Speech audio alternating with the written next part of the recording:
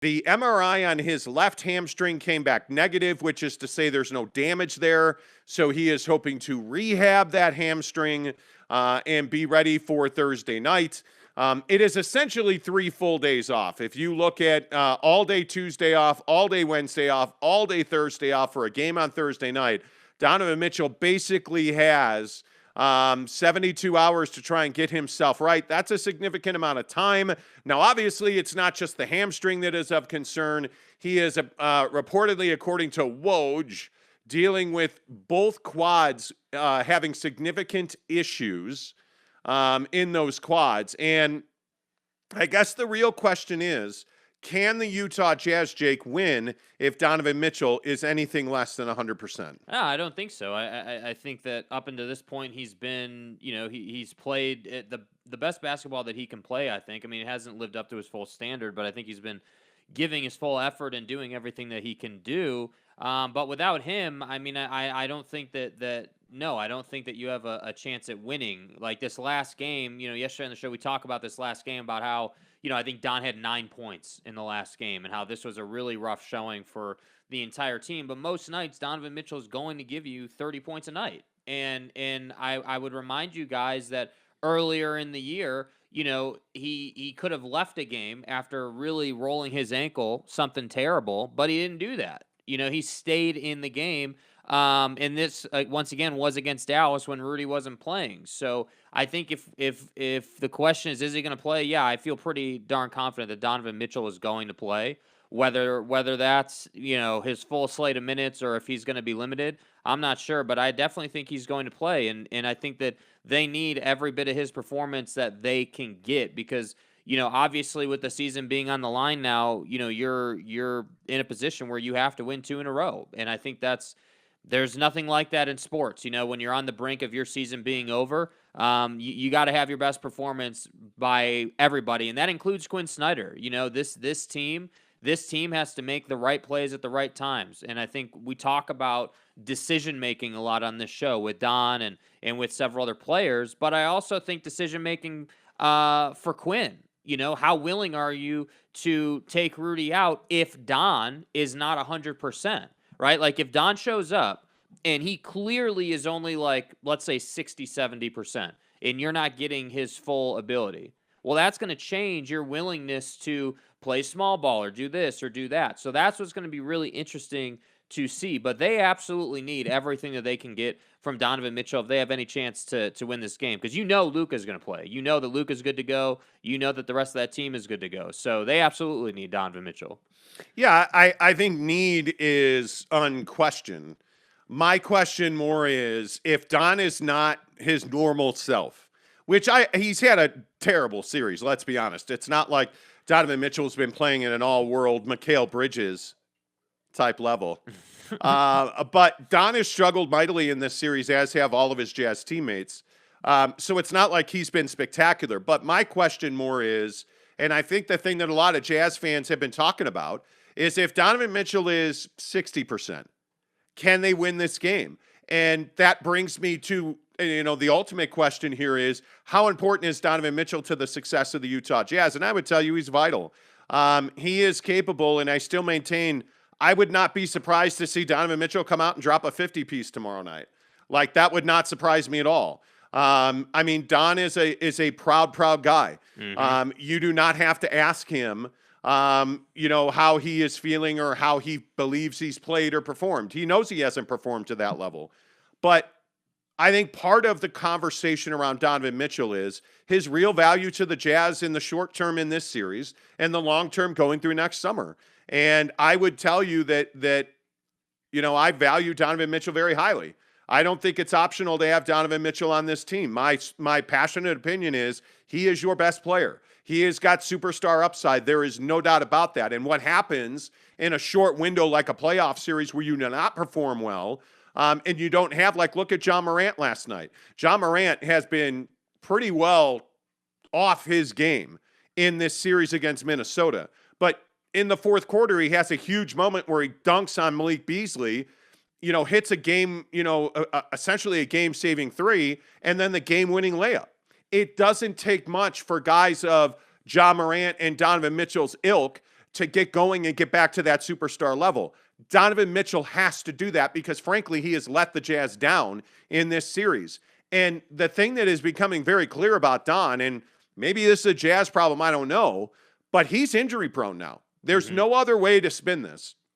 He is injury prone, whether it's the ankles, now the hamstring and the quads and the this and the that. Donovan Mitchell has to become a tougher player because now this absence or the lack of performance out of Donovan, I'm not willing to say that it's because he's injured. Donovan Mitchell simply has not put the ball in the hole, period. I don't care if you're injured, you're out there, so you're well enough to play, and the expectation has to remain high. So, I guess my question to you is, how much do you value Don? Yeah, I mean, I'm with you. I think Don is the guy that you should be building around and that you should keep. I think, when you look at games played over the course of his career, I mean, this has been right up there as far as games played as a pretty normal season for him. Like, you look at, again, if you just look at his career, rookie season, he plays 79 games. Next season, he plays 77. 19-20, he plays 69. 2021 is where he missed the most time. He only played 53 games. This year, he's right back up, into the 60s at 67 games. So I think, he is playing. The conversation isn't, hey, is he missing too many games?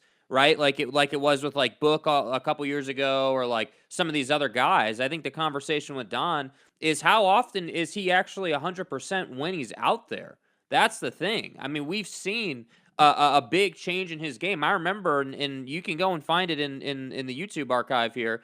We talked about how Donovan Mitchell's game has changed, meaning he's not trying to posterize people anymore. He's not trying to play really high at the rim because his body couldn't sustain that. You're seeing much more of a jump shooter, layup package type guy now in Donovan Mitchell. The issue this year has been that he's just not shooting the ball real well. I mean, you look at his field goal percentage. This is a pretty average year for him, 44% from the field.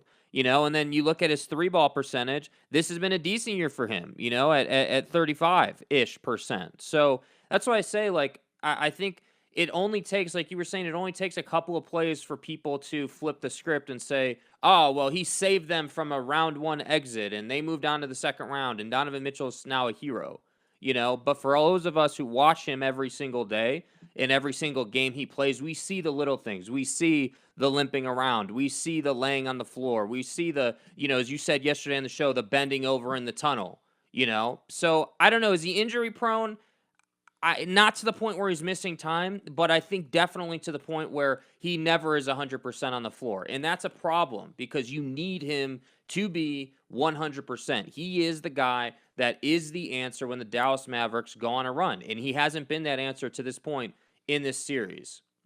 Well, I simply maintain what I've said. And I said yesterday, I think Donovan Mitchell's a drama queen. I think he wants people to know he's hurt. I think he wants people to know he's tough and he's fighting through it.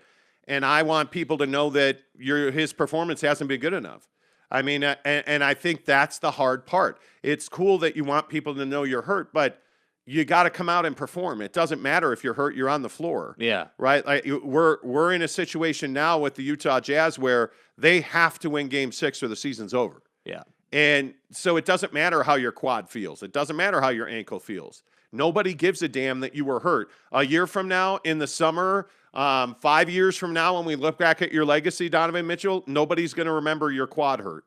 Nobody's going to remember your ankle hurt because, frankly, nobody cares. Did you put the ball in the hole? Did you win the games? In 5 years, Donovan Mitchell, I'll ask you a direct question. Will you have won a championship? Because I got news for you, kid. That's all that matters in this game. Yes. All that matters is winning championships. All that matters is, are you growing and developing? And I will also say Donovan Mitchell is exponentially, significantly, much better as a player this year than he was last year. But now, here we are in the playoffs again, and Don's limping around. Here we are in the playoffs again, and the Jazz are on the precipice of a significant disappointment. And so the conversation has to be had. What is the real value of Donovan Mitchell to this franchise? Now, again, I'm going to go back. I was talking to a Jazz guy yesterday who was talking about that Donovan Mitchell and his teammates were devastated and humbled by what happened the other night in Dallas. And the other thing I thought was interesting yesterday, I was talking to my Jazz guy, and he was saying that it is ridiculous, quote unquote ridiculous, that people are saying, and he was pointing, and I asked him if he was talking about David Locke, and he didn't answer the question, but he said it was ridiculous to question the effort of this team. Mm-hmm. He said, do you want to question if guys are capable? That's legitimate. That's fair. Questioning whether or not this team is trying hard or making an effort is ridiculous. And I agree with that. We talked about this on the show yesterday. There is not a lack of effort on this team. No, they're busting their ass on the floor, and it's purely a lack of athleticism that makes it so they're not able to, make the play that they need to make, or they turn it over in this situation or that situation because of the lack of athleticism. And I think that's what's so tough. Like this group of guys, I think this particular group of guys, this core group, has been endeared to Jazz fans. I think Jazz fans really like this group. A little bit less now that Joe Ingles isn't here anymore, but I think when Joe was here and the rest of these guys were here, the Jazz fan base really liked this group because they were a hardworking group, because they busted their ass every night on the floor, and you knew what you were getting. That's what I think this team was known as, as far as the fans were concerned. And I think for people saying that they're not trying hard or they're not giving their level best, I would agree with your Jazz guy. I think that's a ridiculous thing to say, but I don't think it's ridiculous to talk about, the things we talk about all the time: roster construction, the position, and what you're asking guys like Bojan Bogdanovic to do. Like, those are things that are legitimate conversations, and it's really unfortunate that seemingly the Jazz are gonna go out in the first round. They can still win the series, definitely. That's still within them. It's still a possibility. But I don't know how you bounce back from the ass kicking that was laid out in Game 5. I'm not sure what that looks like. I don't know that you bounce back. I think what you need to see tomorrow night at the Viv is, one, a packed house, very clearly, and I think you're going to get that. Mm-hmm. I think number two is you have to see a much more spirited performance. And the thing that I think you can't have is the total collapse. What I saw in Dallas the other night was the Jazz had their spirit broken. That's what happened. Yes. They didn't quit. They didn't, not try. But they knew they weren't winning that game, I think, midway through the second quarter.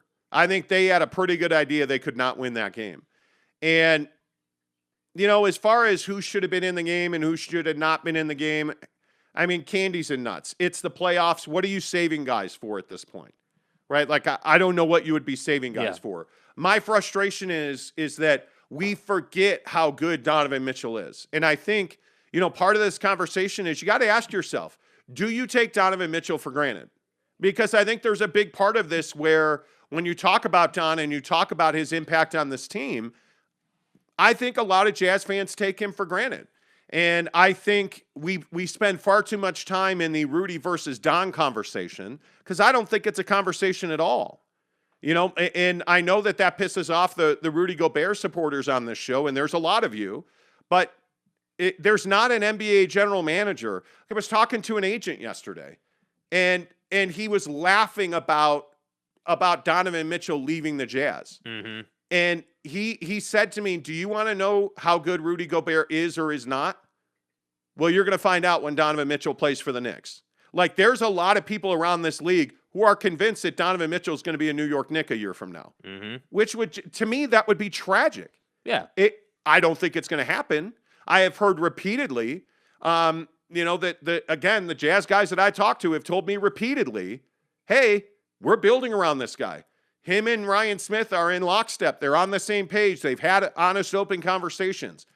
There's nothing that says you should build around Rudy Gobert. The question, I think the only question that you have right now is Donovan Mitchell that guy that you can build your franchise on? What does that look like? What is that when we say to you, like when we talk about franchise players, is that because I don't think franchise player means now that they can carry you to a championship on your own. We're past those days now. Yes. It's not realistic to say, like the LeBron Cleveland days where he just took them to the finals. that's over with now. You know, the league is just too good now. So is a franchise player just a guy that can lead you in scoring? What do you think that looks like? I think when you talk about is Donovan Mitchell a franchise player, can he be your best player on a team that wins a championship? Mm-hmm. Yes, he can. I don't have any doubt about that. I have no. When you look at the best teams in the NBA, is Jason Tatum capable of being the best player on a team that wins a championship?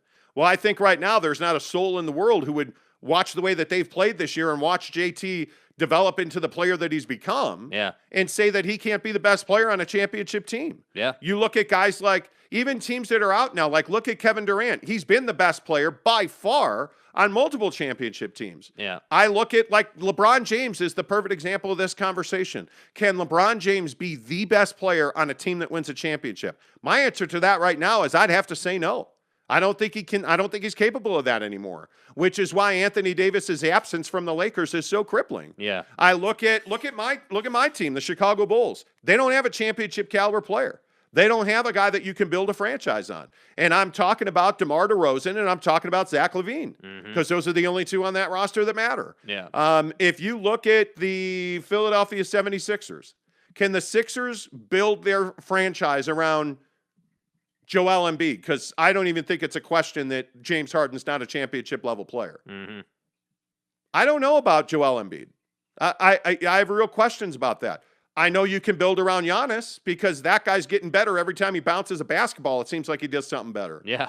And, oh, by the way, now he's got a ring. Look at Mikal Bridges last night. That's a team. And this is where I think we as basketball fans get a little emotional. I look at the performance out of the Phoenix Suns last night, and it was spectacular. What Mikal Bridges did, and Cam Johnson secondarily, what Mikal Bridges did last night was nothing short of stellar, spectacular, fantastic. Like what Mikal Bridges did last night was more impactful than what John Morant did for Memphis last night. You look at the New Orleans Pelicans with all of the momentum in this series on plays where Mikal Bridges contested a shot. New Orleans was 1 of 14. That's crazy. 1 of 14 on shots contested by Mikal Bridges. Yeah. And then you look at the fact he drops a career-high 31 points, hitting threes, cutting to the basket, dunking, running the break. Like, that's a spectacular performance. I got news for you. He's not good enough to carry a team to a championship. That guy's Devin Booker. Is he good enough, Mikal Bridges, to carry a team to a series win over New Orleans? Absolutely. But it's New Orleans. So when we bring this back to Donovan Mitchell, is Donovan Mitchell here and now, right now, today, good enough to singularly carry the Jazz to a win over a Dallas team? Yes, he is. He's not doing that right now. But yeah, he's good enough. Is he good enough on his own to carry a team to a championship? No, not close. Not right now. He's not. He doesn't have a mid-range game. I think an interesting portion of this is how much better does Donovan Mitchell get when they improve this roster? Because that's the thing I think that we can't define yet. Like all these guys, all these names you're talking about, the Bookers, the Tatums, like all these guys have awesome talent around them. I have to sneeze and it's chasing me. Sorry. What I would tell you is specifically about a guy like a Ja Morant, right? Like if you look at Ja Morant last night, stylistically, Donovan Mitchell and Ja Morant play very similar basketball.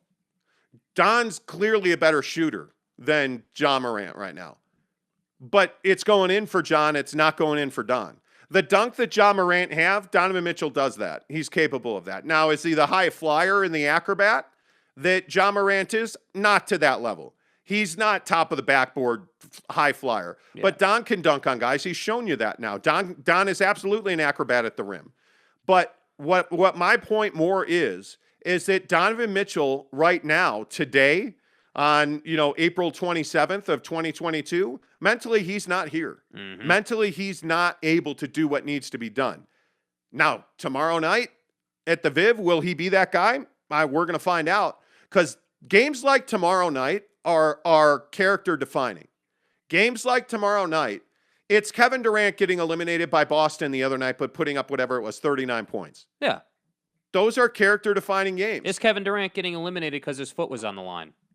Like those type of performances. And I think that Don, I'm waiting for that kind of game out of Don, and I hope it happens. I really do. I hope that he rolls out in Game 6 and just lights it up. I really do. Even if they were to lose the game, it would be wonderful to see Donovan Mitchell come out in that game and just be cooking. And I feel like it's been a while, honestly, since Donovan Mitchell has rolled out in a game and just dominated and just been like on fire, like unstoppable, like that Donovan Mitchell, like bubble Donovan Mitchell in that playoff game where he drops 50 against the Nuggets. Like that's the kind of guy I'm like, all right, where did that guy go? Because he's here, he's in that body somewhere, but he's not present.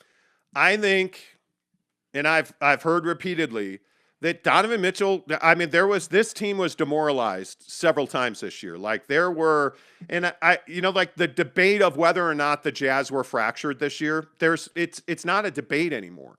It's not a debate. And I can only go back to what we were reporting in January, that there was significant chemistry issues in that locker room surrounding Rudy Gobert. And again, I just go back to the fact that his teammates don't like Rudy. I don't think they hate Rudy. I just think they don't like being teammates with him. I think he's a difficult guy to share a locker room with. And I think that impacts all the guys around him. I don't think that means that Rudy Gobert sucks. What I think it means is it steals some of your want to. It steals some of your passion. And I think what you're seeing is in this series that the Dallas Mavericks have limited Rudy's impact.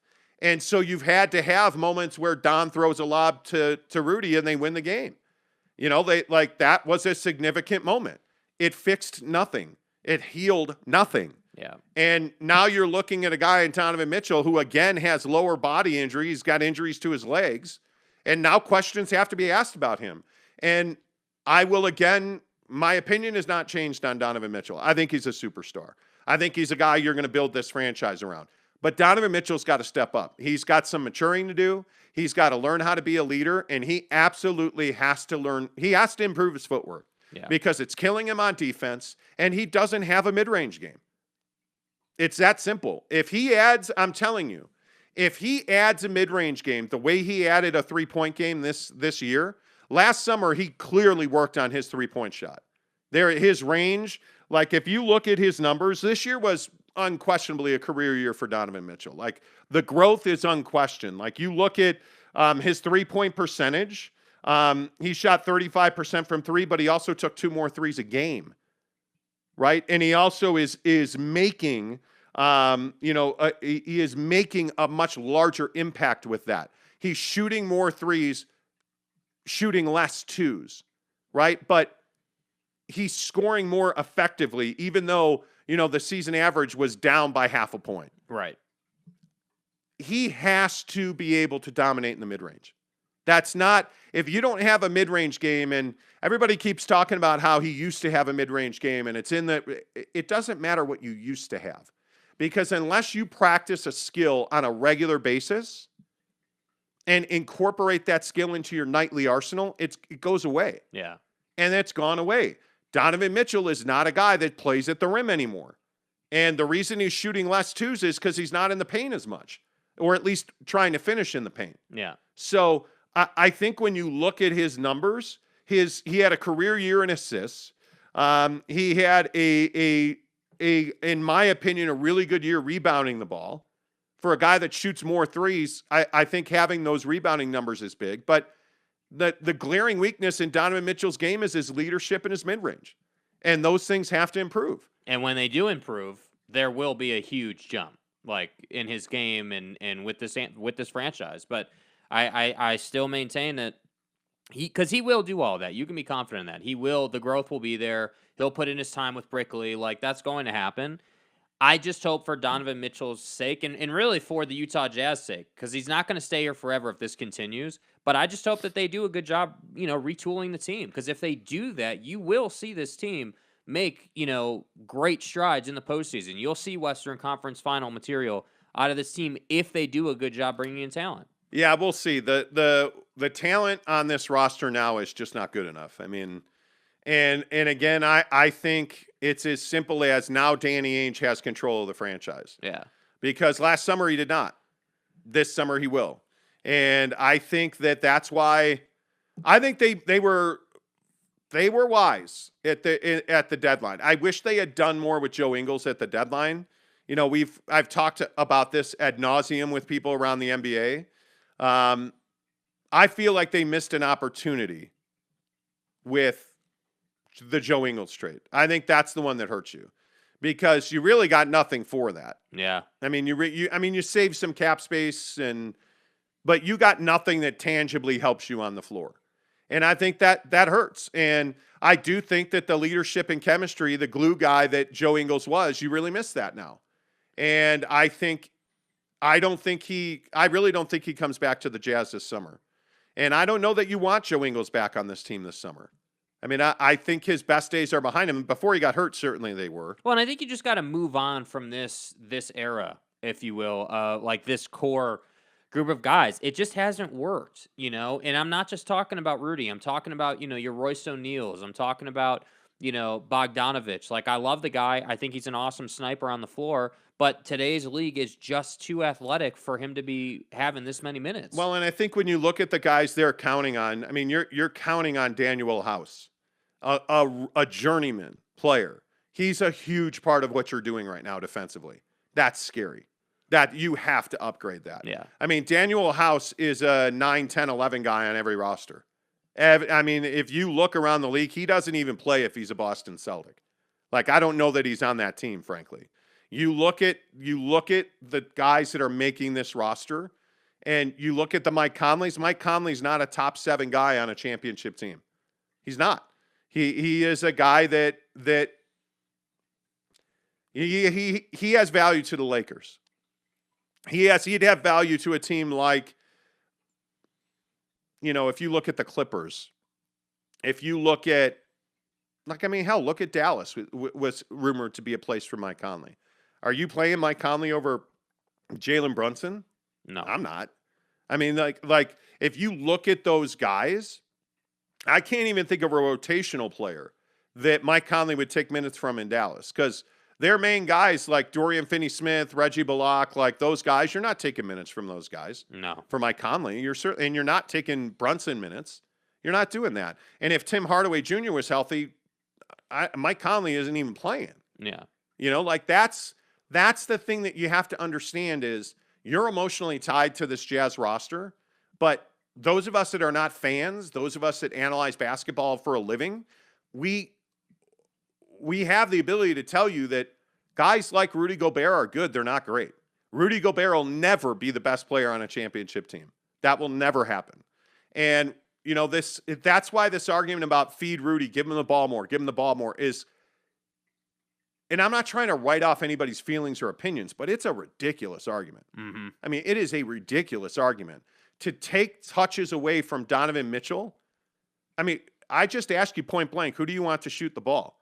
Do you want Rudy Gobert to shoot the ball, or do you want Donovan Mitchell to shoot the ball? Well, they started the last game with a set to feed Mike Conley on a 3-ball attempt. So I mean, I think what we're seeing is they're trying to get guys like Mike Conley going. But I think if it's just straight up Don versus Rudy, of course, you got to give the ball to Donovan Mitchell. And the argument about Rudy's 70% field goal percentage, that's because he dunks constantly. It's just a convenient argument. Yeah, it's stat guy argument. You know? I think you just have to understand that. All right, Edgar Garcia, first one in this morning. How are you? Ishmael Beck Nielsen, good to see you, my friend.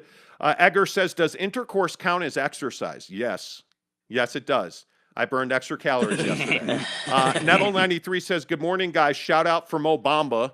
What's up, Neville? Where you been, man? Yeah, good to see you. Tanner Plummer says, what Zach said wasn't blasphemy. We'll talk about that in a minute because, yeah, it was.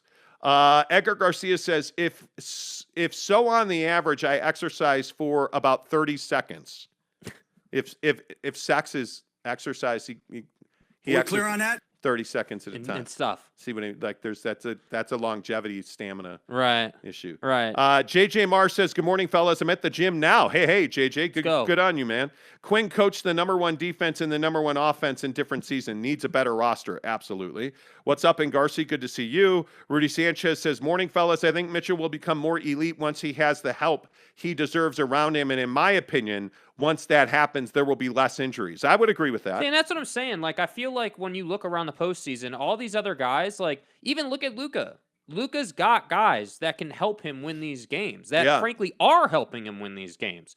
You look at Ja, you look at Jason Tatum, you look at, I mean, any team that's having Minnesota, success, Phoenix. Minnesota, like all these teams have all these role players that contribute on a nightly basis and make a difference so you can win the game. Don doesn't have that. Like, it's a... If you look at Phoenix, they're without Devin Booker, and Mikal Bridges and Cam Johnson are big parts of why they won that game last night. Yeah. That should tell you all you need to know about. And I know we take a lot of flack for saying that this Jazz team hasn't had depth in 2 years. They haven't. Look at George Niang. George Niang's a Philadelphia 76er, and he's not contributing. But here, there were fans who were terribly upset that he was let go. You should have celebrated him being let go. When Daniel House is no longer on this roster, you're going to be a better team for it. You know, when Bogey and Conley, and they've been great contributors to the club. Great contributors to the club. But when they're gone, you're going to be better for it. And I think you just need to go through that process. And you will go through that process this summer. I think I just would be shocked if Bogey, Don, and Rudy Gobert are teammates next year. I would just be stunned. Doesn't work. That's the thing. Like, if they're still teammates, then we got to have a serious discussion about what the front office and Ryan Smith is doing. CJ So Cool Jr., what's up, buddy? Thanks for being here. He says he's going to be injury prone. He's 6'1", carrying the Jazz since his rookie year. He's actually a point guard, and he had to morph into the Jazz need to fire Quinn Snyder. Young big guards in the draft.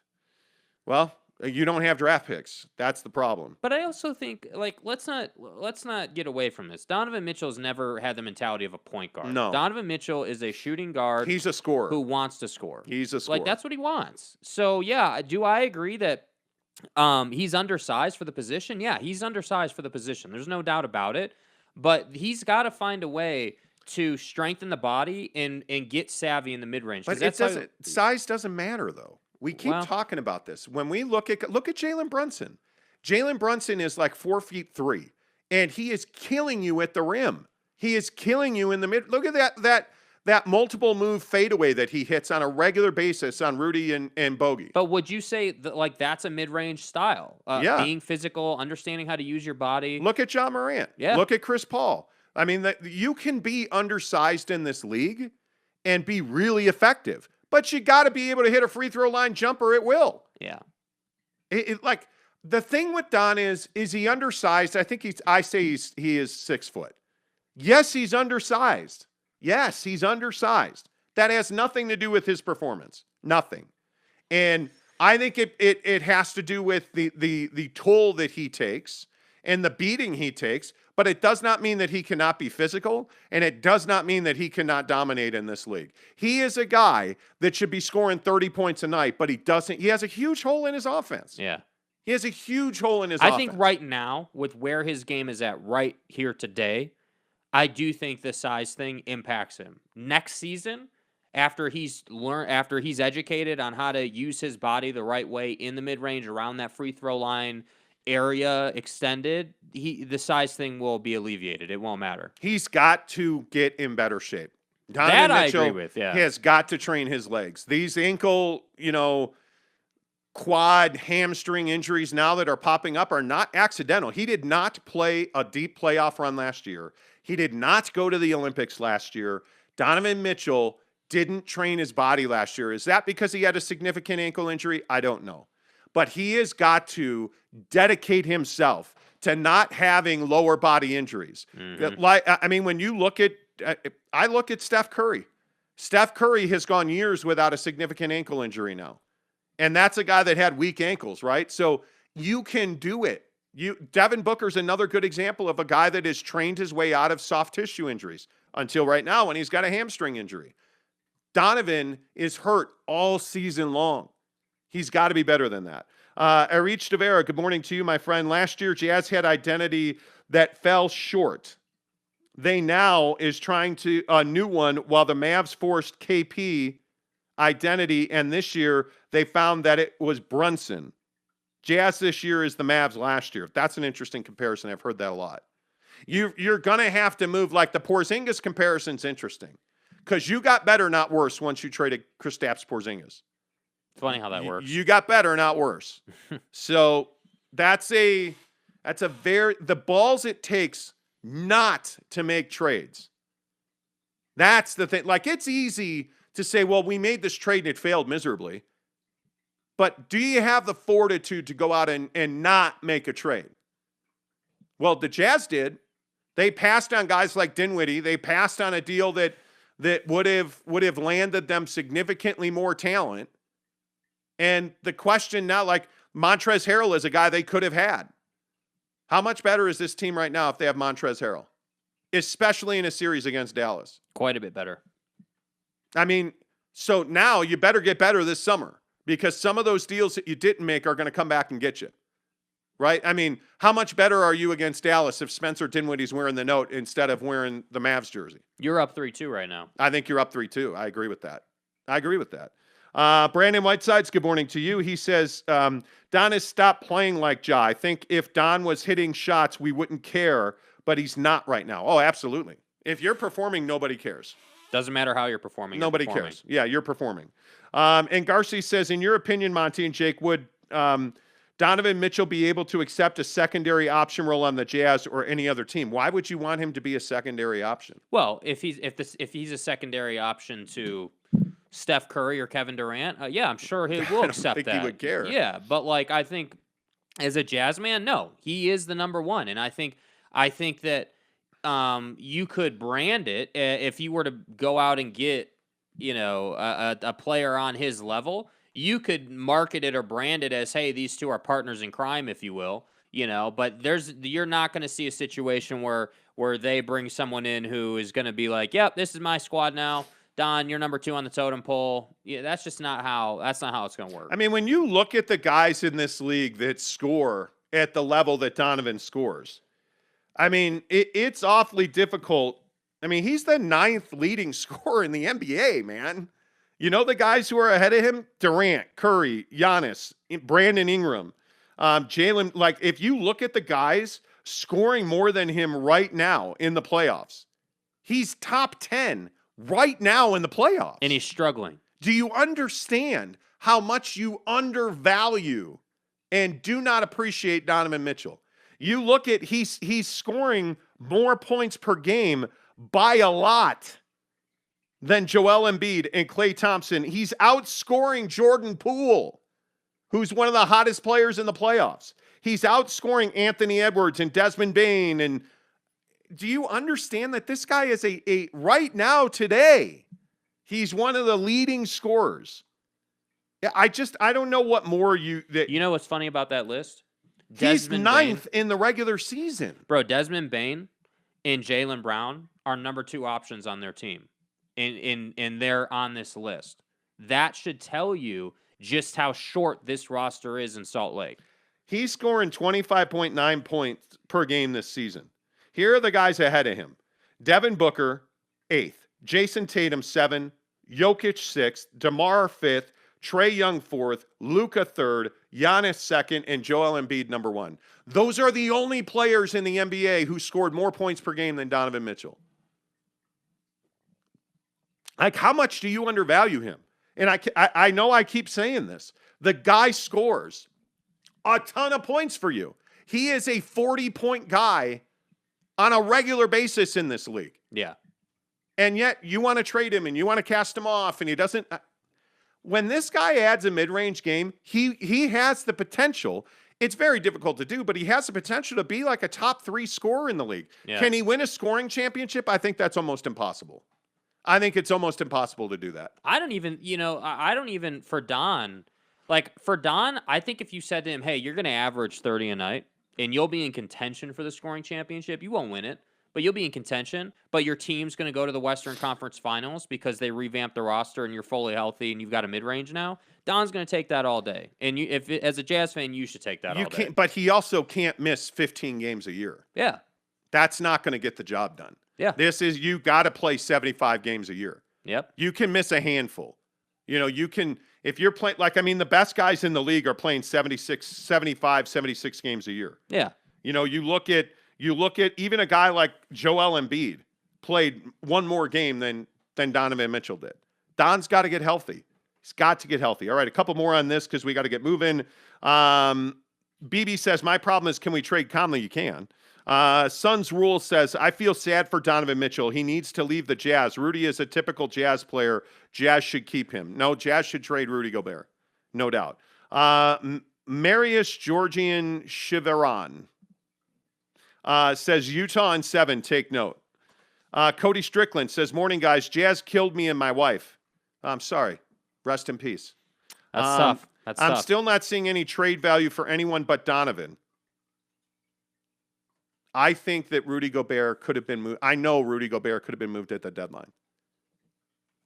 Absolutely. Rudy Gobert, they can make a trade. It's a matter of how much they have to give up to move him. That's the real question. Tanner says, as a Jazz fan, I for sure can say that I take Donovan for granted. I would agree. Donovan being a Knick would kill his career. I don't know about that. Would he win championships as a Knick? Nah, I don't think the Knicks are going to win championships. Tanner says, Dom becoming a Knick would kill the Jazz fan base. Frank says, if someone named Dorian can shut you down, you're in no way, shape, or form a superstar. What has his name got to do with anything? Suns Rule says, undersized players like Donovan can't do much in a lengthy wing league. Well, then, I mean, what do you say to Trae Young? I mean, what do you say? I mean, what do you say to Jalen Brunson? What do you say to John Morant? What do you say to Chris Paul? What do you say to Chris Paul's an MVP candidate? What do you say to Alvarado? What do you say? I mean, there's tons of undersized guys in this league. Yeah. I mean, you better be able to shoot the ball, and you better be durable. That's really what it comes down to. Cody said, Don going to the Knicks is like KD going to the Nets. He will not do better than his previous team. I think Kevin Durant's going to win championships with the Nets. I really do. I think this is a critical offseason for them. Suns Rule says Mitchell got his contract. He would be pleased to spend all that money in New York. Don's not a contract guy, in my opinion. Greg Hawkins, good morning to you. And Garcia says, no Mamba Mitchell needs to take note from what Ja did in the final minutes last night. Don does that on a regular basis. See, he here's shoots the three, problem. He gets to the basket, and he dunks. Here's the problem with that comment. This tells me all I need to know. You didn't watch that game, did you? Ja Morant struggled for like 36 minutes in that game. Yeah, he's been trash for like the last 3 games. Like he hasn't really played well. He had 3 plays back to back to back that define the morning news cycle. That's how the NBA works, and that's why I'm saying if Don comes out and rolls out with like 40 to 50 anywhere in there in this game 6, people will remember this game. Even if they get eliminated, they will remember it. Yeah, this is a highlight league. I mean, there's no doubt about that. Ruff's official says if you can't use field goal percentage stats, then you can't use points per game because when you shoot 25 times a game, you score more. Okay, well, what stat do you want me to use? Like if you look at the best players in this league, like Don doesn't shoot 25 times a game. He shoots 20 times a game.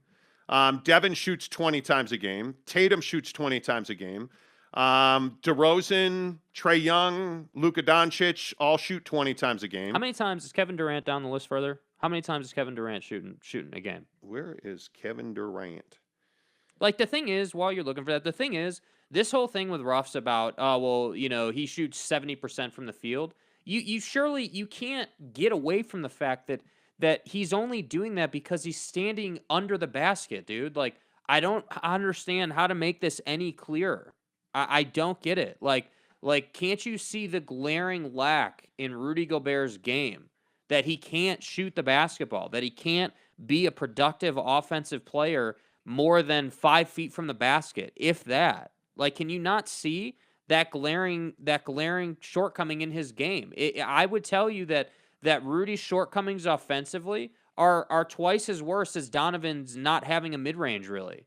I mean, that's the level we're at with Rudy. So I don't want to hear you say, well, if you can't use field goal percentage, you can't use points per game. Yes, you can use points per game. Yeah, I don't understand that. You used points per game yesterday when you tried to argue with us that Rudy was more important. Rudy's not 30 points a night. Rudy's not 25 points a night. He's 17 to 20 points a night, and he gives you 10 to 15 rebounds. That's what he does, and that's fine. But what I'm telling you is it's not up to him whether the Jazz win or lose. It's up to Donovan Mitchell. That's who it's up to. So that's just the reality of the situation. Yeah, I mean, Kevin Durant shoots 15 twos a game. and 5.5 threes. So guess what? He shoots 20 times a game. I mean, what is wrong with Donovan Mitchell shooting the ball 20 times a game? He's just got to make them. That's the thing. Like, again, I don't want to see or read comments this morning saying we're not criticizing Donovan Mitchell. We are. Yeah. He needs to make it at a higher percentage. He needs to develop a mid-range game, and he needs to work on his body and get stronger. Yeah, I just don't know how you justify trading Donovan Mitchell and keeping Rudy Gobert. Like, I mean, just in salary alone, it's not a smart way to build a championship team. I mean, Donovan's making $15 million a year less than Rudy Gobert. Yeah. Like, I mean, it just doesn't make a lot of sense. I mean, you're in the play-in at that point. I hope everybody understands that. You trade Don and keep Rudy, you're in the play-in. Yeah, it'll be interesting. Louis Diaz, good morning to you. I think Rudy effectively, based on Ingles' assist effectivity, based on Ingles' assist in the pick and roll, we need Mike and Donovan to be like Ingles so we can run blender. Well, I mean, the hard part right now is there's not a lot of human movement in the Jazz offense. I mean, the Jazz don't really run offense. They don't, like, you look at some of the Mikal Bridges buckets last night, those backdoor cuts, those runs through the lane, the Jazz don't have that. You very rarely see Jazz men cutting through the paint and picking up backdoor layups. Like, that's just not who this team is. Yeah. This is an iso ball 3-point shooting team. And they got away from that for large swaths of the series. Now, they got back to it the other night, and they went 3 for 30. So they need to keep shooting threes, in my opinion. I don't know. Big Dog O-Town, what's up with you? He says, if he was shooting 70% with a signature shot, then I'll give him props. Until then, stop it. Shout out to Mo Bamba. Yeah, I agree. I mean, when you dunk and you shoot 70%, it's not impressive. When all of your shots are dunks, it's not impressive. It really isn't.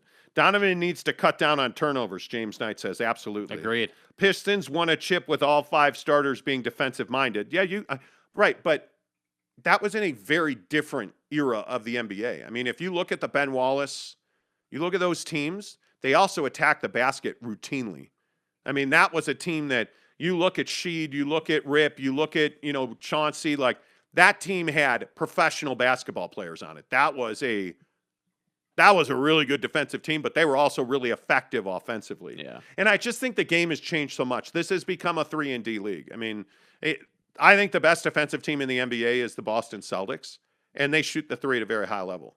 I think you also get a lot of really good rotation and ball movement in that Celtic offense as well. Well. Good morning, y'all, Jeremy Bolton says. Bench O'Neal, Neville93 says, is not looking good.